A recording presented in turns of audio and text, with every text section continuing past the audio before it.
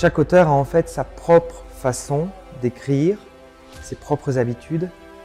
Pour ma part, j'écris le matin et j'ai besoin d'une hygiène de vie absolument parfaite.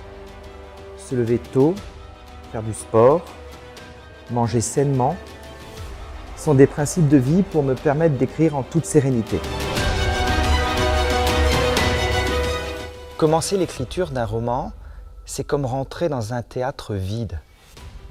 L'auteur se retrouve devant sa page blanche, comme ici.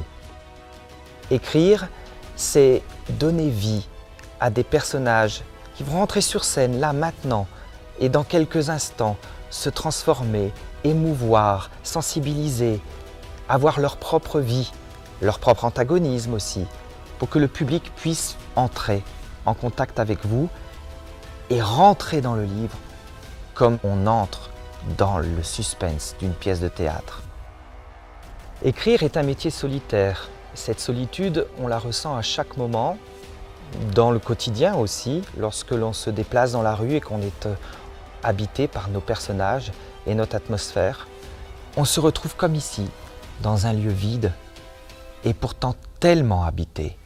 Et il y a un moment dans le roman que je rencontre plus que tout au monde, c'est que lorsque la plume commence à aller seule sur le papier, lorsqu'elle commence à dessiner finalement les lettres, les virgules, les ponctuations, que les sentiments viennent tout seuls, c'est que le roman a vraiment pris sa place dans le cœur et dans la tête de l'auteur et qu'il va pouvoir naître pour les yeux du lecteur.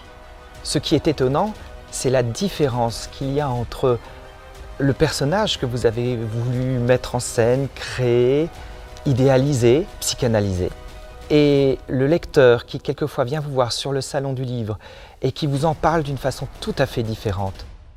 Les lecteurs ont imaginé les personnages, les ont vécus eux-mêmes dans leur propre monde et ils vous en parlent alors que l'image qu'ils en ont n'est pas du tout celle que vous avez voulu en donner. Et c'est ça la magie aussi de l'écriture et de la lecture. La diversité et l'observation sont des choses très importantes pour un auteur et pour moi sans doute en particulier. J'ai besoin de me nourrir de l'histoire, d'observer le présent, de savoir aussi ce qui va se passer dans le futur. Et ce mélange entre le passé, le présent et le futur donne toute cette modernité à mes romans. On dit souvent qu'on écrit pour les autres. Finalement, on écrit souvent pour soi-même.